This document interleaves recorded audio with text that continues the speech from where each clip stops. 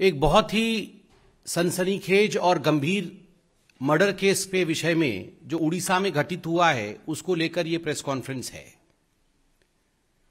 मैं अभी TV channels देख रहा था। स्वाभाविक रूप से बहुत सारे महत्वपूर्ण विषयों में अभी टीवी चैनल्स में न्यूज चल रहा है, किंतु जिस विषय का खुलासा आज हम कर रहे हैं यह विषय अपने आप में बहुत ही गंभीर है, दिल को दहला देने वाला है।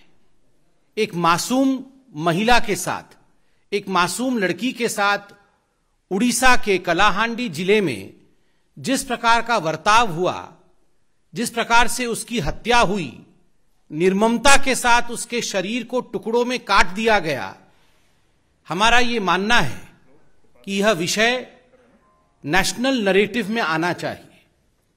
राष्ट्र को इस ग्रूसम ब्रूटल मर्डर के विषय में पता होना चाहिए। मैं भी उड़ीसा का हूं। कभी कभी तकलीफ होता है कि अन्य राज्यों के विषय गंभीरतापूर्वक चर्चा में आती है, किंतु जब उड़ीसा का विषय और नारी अत्याचार का विषय जो उड़ीसा में हो रहा है वो विषय मुख्य मीडिया के धारा में नहीं आता तो मन द्रवित होता है, विचलित होता है। और इसीलिए आज भारतीय जनता पार्टी इस प्रेस कॉन्फ्रेंस के माध्यम से ममिता मेहर के लिए न्याय की गुहार करने वाली है। आप सभी ने कुछ दिनों से सोशल मीडिया में देखा होगा, जस्टिस फॉर ममिता मेहर नामक एक हैशटैग भी चल रहा है और देश विदेश से लोग इस बालिका के साथ, जो आज हमारे बीच नहीं है, उसके साथ खड़े हैं। ममिता मेहर 24 वर्ष की थी। ममिता मेहर एक टीचर थी, एक अध्यापिका थी। जिस स्कूल में वो अध्यापिका थी उस स्कूल का नाम सनशाइन इंग्लिश मीडियम स्कूल, और उस स्कूल के साथ उसी एडमिनिस्ट्रेशन का जुड़ा हुआ एक महालिंग कॉलेज, यह पूरा एक प्रांगण में था। यह उड़ीसा के कलाहांडी जिले में स्थित है, मौजूद है। 8 अक्टूबर से ममिता लापता थी और जब पूरे मामले को सामने लाया गया तो मालूम पड़ा कि उसकी हत्या हो चुकी है और कुछ दिनों पहले, 3-4 दिन पहले, उसकी डिकम्पोज्ड बॉडी पार्ट्स, उसके शरीर के कटे हुए अंग मिले हैं। उसकी डीएनए जांच हो रही है। ममिता मेहर के साथ क्या हुआ? ममिता मेहर के सनशाइन इंग्लिश मीडियम स्कूल के जो एडमिनिस्ट्रेटर थे उनका नाम गोविंद साहू है। पूरा विषय सामने जब आया तो मालूम पड़ा कि गोविंद साहू इस स्कूल और इस कॉलेज के जो लेडीज हॉस्टल था, जिसकी वार्डन ममिता मेहर थी, कहीं ना कहीं उसमें एक सेक्स रैकेट चलाते थे और इस सेक्स रैकेट में कई मासूम महिलाओं का, मासूम लड़कियों का, जो स्कूल में छात्रा के रूप में मौजूद थी, और कुछ अध्यापिकाओं का वो इस्तेमाल करते थे। इस प्रकार से दोहन और शोषण महिलाओं का होता था इस स्कूल और इस कॉलेज के कंपाउंड में। सबसे दुखद विषय है कि अब जो विषय सामने आया है वो वाकई हम सबके रोंगटे खड़ा कर देता है। मंत्री हैं दिव्य शंकर मिश्रा, उड़ीसा के बीजेडी सरकार के मंत्री हैं। वो वहां के गृह मंत्री हैं और एनर्जी मिनिस्टर भी हैं। अब दिव्य शंकर मिश्रा होम मिनिस्टर हैं उड़ीसा के, और दुखद विषय है कि इस पूरे प्रकरण में अब उनका नाम भी सामने आ रहा है। समय समय पर इस कॉलेज में जाना, इस स्कूल में जाना, वहां रात्रि प्रवास करना, महिलाओं का शोषण करना, यह मंत्री के आचरण में था। इस प्रकार की बातें अब न केवल उड़ीसा के मीडिया अपितु राष्ट्र पटल में भी सामने आ रहा है, और जो लोग पूरे इस प्रकरण में इन्वॉल्व थे उनके द्वारा भी सच्चाई सामने रखी जा रही है। जब ममिता 8 अक्टूबर से अपने घर नहीं पहुंची, पूरे विषय को लेकर ममिता के घर वाले, अध्यापिका के घर वाले जब पास के पुलिस स्टेशन में पहुंचे बलांगीर में, तो जान के आश्चर्य होगा कि वहां के जो पुलिस निरीक्षक थे, वहां के जो पुलिस के कर्मचारी थे, उन्होंने एफआईआर तक दर्ज कराने से मना कर दिया। कहीं ना कहीं पुलिस जानती थी इसमें मंत्री जी के हाथ का विषय है, मंत्री जी के साख का विषय है, इसलिए let's not file an FIR because otherwise the governments name will be dragged and the concerned minister's name would be dragged. Even the police was in no, and that's why the police refused to file an FIR initially. जब दबाव विपक्षी पार्टियों का उड़ीसा में पड़ा तो police के पास और कोई रास्ता नहीं रहा, तब उनको FIR दर्ज करना पड़ा। आश्चर्य का विषय देखिए, FIR दर्ज होने के पश्चात गोविंद साहू को गिरफ्तार किया गया और जब पुलिस स्टेशन टिटलागढ़ में लाया गया तो कुछ मिनटों के प्रश्न उत्तर इंट्रोगेशन के पश्चात बिजली चली जाती है। अचानक बिजली चली जाती है क्योंकि एनर्जी मिनिस्टर है दिव्य शंकर जी। बिजली चली जाती है और गोविंद साहू अंधेरे में गायब हो जाता है।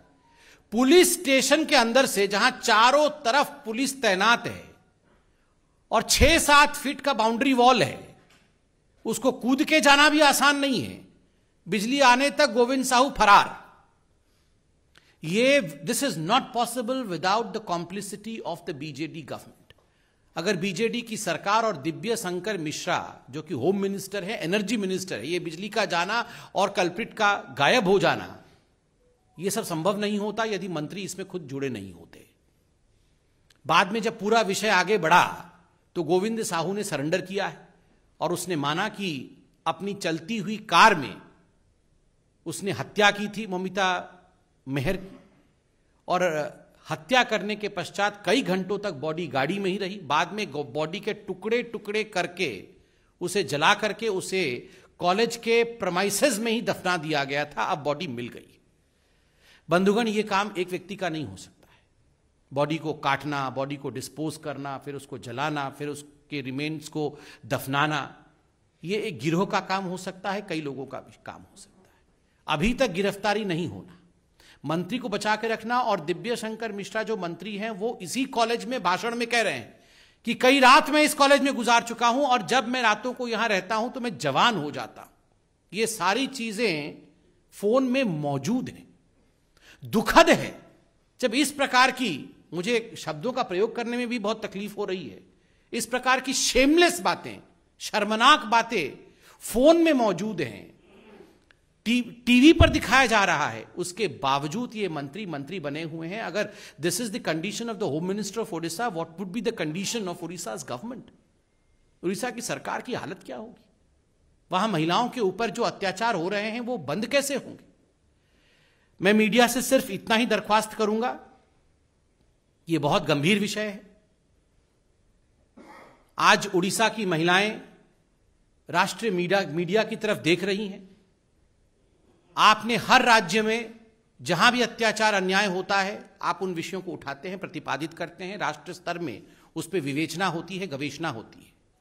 आज उड़ीसा के इस विषय को राष्ट्र मीडिया उठाए और यह प्रश्न उड़ीसा की सरकार से अवश्य पूछे कि मंत्री संलिप्त हैं और मंत्री अभी तक बचे कैसे हुए हैं।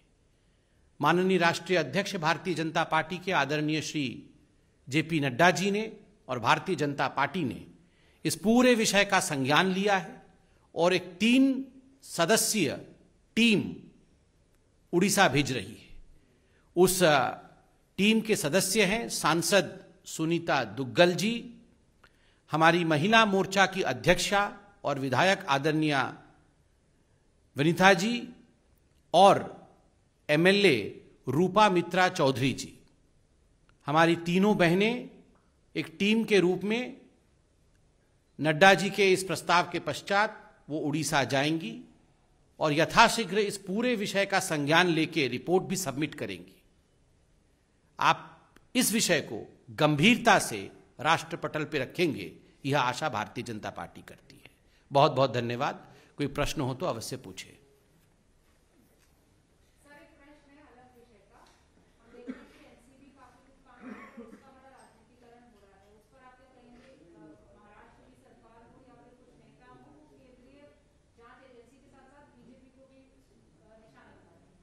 मैं इस पे बहुत सोच समझकर नो कमेंट्स ही कहूंगा। पूरा विषय अभी कोर्ट में चल रहा है। स्वाभाविक रूप से जो विषय कोर्ट में हो उस पर राजनीति नहीं होनी चाहिए। No comments from the side of Bharatiya Janata party. मेरा सवाल है कि दिल्ली में छठ मनाने को लेकर अभी कुछ विवाद की परिस्थिति सामने आई है। सरयू घाट जा रहे हैं, मंदिर घूम रहे हैं, पूजा अर्चना कर रहे हैं, इस पर बीजेपी क्या करना चाहिए? देखिए, ये तो उनकी व्यक्तिगत आस्था का मसला है, इस पे कमेंट तो वैसे करना नहीं चाहिए, मगर मैं अपने आप को रोक नहीं पा रहा हूं, क्योंकि दिल्ली और खास करके अरविंद केजरीवाल जी के जो पिछले वक्तव्य रहे हैं उन सबसे मैं वाकिफ हूं, उन सबको मैं जानता हूं। यह अच्छी बात है कि भगवान श्री राम के लिए अरविंद केजरीवाल जी के हृदय में पुनः आस्था जग गई है, क्योंकि हमने पहले ही देखा था भगवान राम के लिए उनके मन में कोई स्थान नहीं था, और खास करके अयोध्या में मंदिर को लेकर अरविंद केजरीवाल जी के किस प्रकार के विचार थे यह भी हमने देखा है।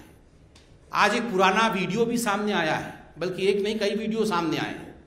एक वीडियो में अरविंद केजरीवाल जी बहुत ही हतप्रभ नजर आ रहे हैं, बहुत दुखी नजर आ रहे हैं, और वो कह रहे हैं कि उन्होंने अपनी नानी माँ से पूछा था कि नानी अब तो तुम बहुत खुश होगी, तुम्हारे भगवान राम का मंदिर बन रहा है। तो उनकी नानी जी ने कहा था, नहीं अरविंद, मैं बिल्कुल खुश नहीं हूं, क्योंकि मेरे जो भगवान राम है वो वहां रह ही नहीं सकते हैं। तो आज मुझे लगता है कहीं ना कहीं अरविंद केजरीवाल जी ने अपनी नानी मां के दिल को दुखाया तो है, इसमें कोई दो मत नहीं है, मगर अच्छी बात है भगवान राम के शरण में गए हैं। और मैंने एक भी वीडियो आज देखा है, एक और वीडियो है, उसमें वो कह रहे हैं कि सोचिए अगर Pandit Jawaharlal Nehru steel authority of India के बदले राम जी का मंदिर बना दिए होते तो क्या होता, तो क्या हिंदुस्तान विकास कर पाता। और वो कह रहे हैं कि मंदिर बनाना कोई विकास की बात नहीं। तो कहीं ना कहीं पहले जो वो हमारी भावनाओं के साथ खिलवाड़ करते थे, आज जाके प्रभु श्री राम के चरणों में आरती कर रहे हैं, इससे अच्छी बात क्या हो सकती है। मेरा एक सवाल है आपसे, लालू प्रसाद यादव लंबे अरसे बाद बिहार गए हैं, वो हमलावर हैं, आप लोगों कह रहे हैं कि बढ़ती महंगाई पर सरकार की चिंता नहीं है। कोई बात नहीं, मैंने तो कल टीवी देखा था तो लालू जी तो कांग्रेस के ऊपर हमला करते, वो तो बोल रहे थे कांग्रेस के साथ चुनाव नहीं लड़ना है, कांग्रेस सब कुछ खराब कर रही है। कांग्रेस का कहना है कि बिहार में बीजेपी का बी टीम है लालू प्रसाद यादव। ये कांग्रेस के पास और कुछ शब्द नहीं होता है तो उसके पास एक ही शब्द है, बी टीम। जो उसके खिलाफ बोलता है वो सबको बी टीम बोलती है। धीरे धीरे कांग्रेस जेड टीम होने वाली है पॉलिटिक्स में, कहीं रहने वाली नहीं है यही करते करते। बहुत बहुत धन्यवाद।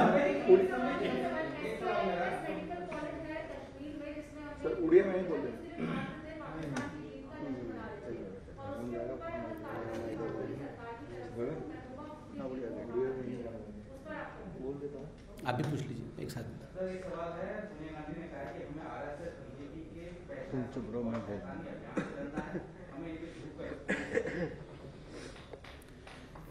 देखिए, जहाँ तक कांग्रेस कमेटी की मीटिंग चल रही है उस पर पूरे विषय का संज्ञान लेने के पश्चात भारतीय जनता पार्टी अवश्य अपनी टिप्पणी करेगी। और जहाँ पर तक जम्मू कश्मीर का सवाल है, आदरणीय गृह मंत्री अमित शाह जी वहाँ मौजूद हैं, सभी विषयों का अध्ययन करके वो अपने वक्तव्य को रख रहे हैं। मुझे लगता है हमें उन्हें सुनना चाहिए। धन्यवाद।